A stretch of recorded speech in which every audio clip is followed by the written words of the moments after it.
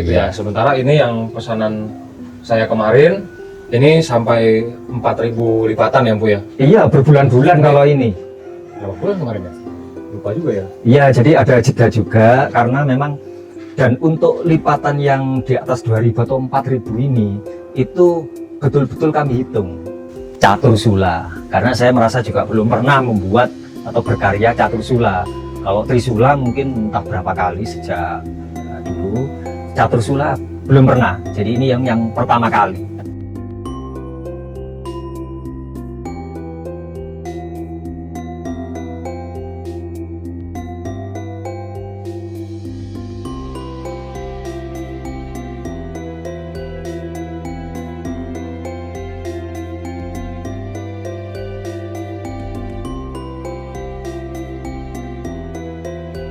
Oke, selamat siang sahabat Atmaetra. Saya Yohan, salam rahayu. Nah, hari ini saya sudah di Besalen Empu Fanani dan bersama beliau sendiri. Rahayu, selamat siang saudara-saudaraku semuanya. Hari ini saya ada tamu khusus, sang bisa dikatakan masih empu muda ini, karena usianya juga masih muda dan sudah menekuni walaupun dikatakan sambilan tentang proses pembuatan keris pusaka.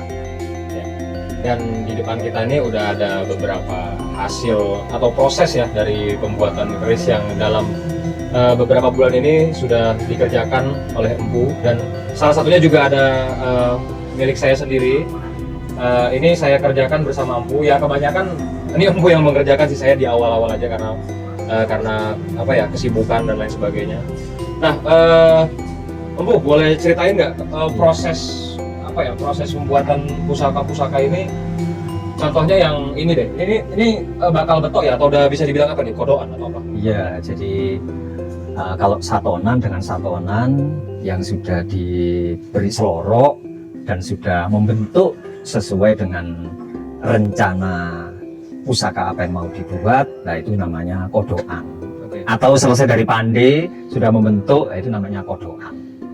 Jadi kalau mundur berarti kalau ini namanya apa Bu, biar teman-teman tahu. Kalau masih ini kan Kalau sebelum kodokan itu satonan. Nah, seperti ini satonan. Satonan itu antara besi dan pamor, baik nikel maupun ini pakai iron meteorit, itu sudah ditempa, dilipat dan disatukan, itu namanya satonan. Ini masih satonan. Nah, awalnya seperti ini. Ini salah satu awal, jadi ini masih ya, calonan lah. Jadi terdiri dari beberapa besi dan lembar-lembar nikel yang disusun untuk membuat lapisan atau lipatan-lipatan. Jadi awalnya ini diantaranya awalnya. Lalu melalui berbagai proses penempaan dan pembentukan jadilah kodokan. Kodokan. Ini sama ya, ini sama-sama. Ya, hampir sama. Nanti bentuknya ya. Kalau secara dapuran apakah namanya sama atau ada perbedaan? Oh, berbeda. Ya. Yang ini sumelang ganding. Oh, Jadi ada sogokan satu. disebutnya ada jala ya? Iya, termasuk jala sumelang gandring. Sumelang gandring ya, sumelang gandring kalau Iya. yang ini. Kalau ini ya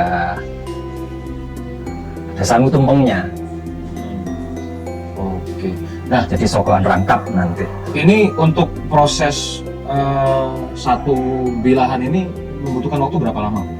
Untuk pembuatan kodokan itu kurang lebih, kalau terus menerus ya, itu antara 7 hari sampai 14 hari.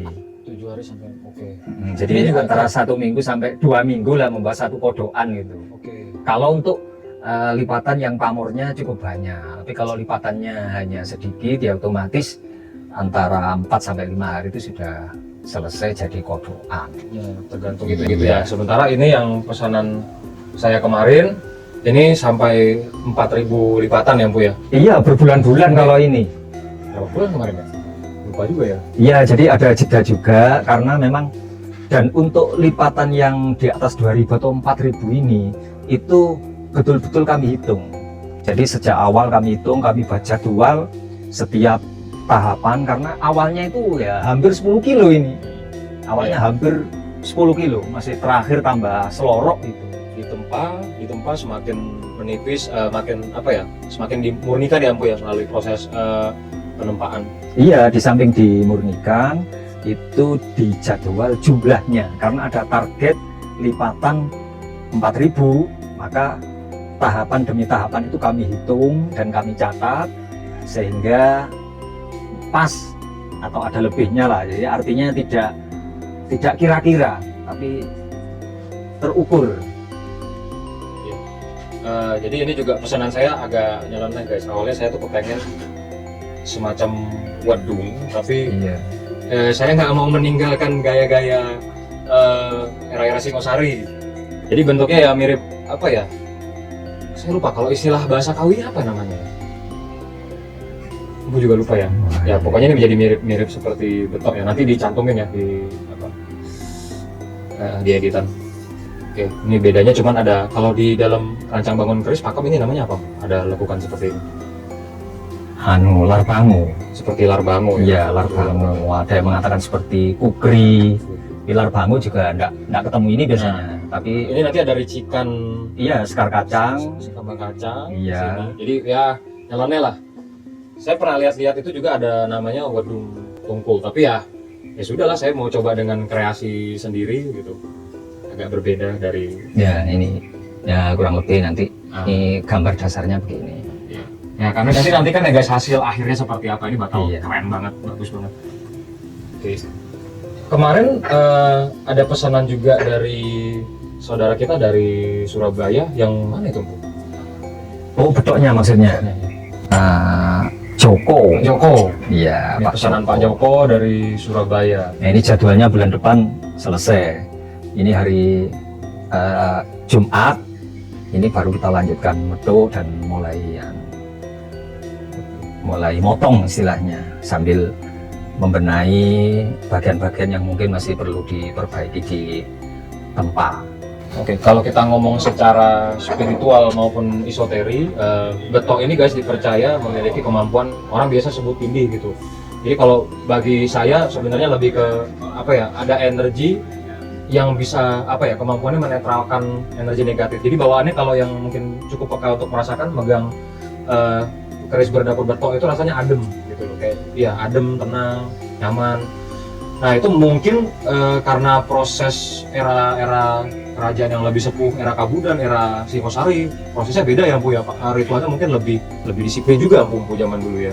Ya, perkiraan saya begitu. Tentunya itu adalah empu-empu yang katakanlah empu-empu yang lingwe itu memang punya tugas dan tanggung jawab tersendiri mungkin dari sumpahnya atau dari pesanan yang sedang dia kerjakan. Jadi perbedaannya mungkin seperti itu. Di samping mereka yang mendapatkan tugas-tugas itu orang-orang yang terpilih, yang sudah teruji Iya. hubungannya dengan kerajaan atau bangsawan atau raja pada masa itu. Jadi kembali lagi guys, bukan artinya kita mengandalkan si kerisnya, tapi bahan-bahan keris ini sendiri sudah mengandung frekuensi, dan doa-doa itu juga mengandung frekuensi energi yang bisa mempengaruhi sel-sel di dalam diri kita gitu. Nah, dan juga bukan berarti keris-keris buatan Empu Fanani di era modern ini nggak punya khasiat yang serupa ya. Mungkin dengan era yang berbeda maupun keyakinan yang berbeda. Kebetulan Empu adalah penganut agama Islam. Nah, kalau boleh tahu Empu, dengan era dan keyakinan yang Empu yakini saat ini, yang agama yang Empu peluk saat ini, ritualnya seperti apa Bu? Ataukah ada doa-doa tertentu, surat-surat ayat suci tertentu yang Empu gunakan sehingga betul ini mungkin bisa memberi manfaat buat kita? Tapi kembali lagi ya guys ya, bukan karena betoknya, tapi ini kayak pengingat ya Bu ya, mempengaruhi ingat apa ya, sel di dalam diri kita ingat kepada Tuhan gitu. Oke Empu, gimana? Jadi ketika kita atau seorang empu itu mau membuat sebuah pusaka, itu tentu ada konsep-konsep yang perlu dilaksanakan atau disiapkan.